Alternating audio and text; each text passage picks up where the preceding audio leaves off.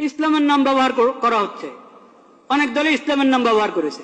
তারপর এখন আপনি বলবেন ইসলাম, যেহেতু ওনারা ইসলামের নাম নিয়ে রাজনীতি করছে, ইসলামের নাম নিয়ে ভোটে দাঁড়িয়েছে, নির্বাচন করছে, তাহলে চোখ বন্ধ করে ওদেরকে ভোট দাও। এই কথা বলার সুযোগ নাই, এই কথা বলার সুযোগ নাই।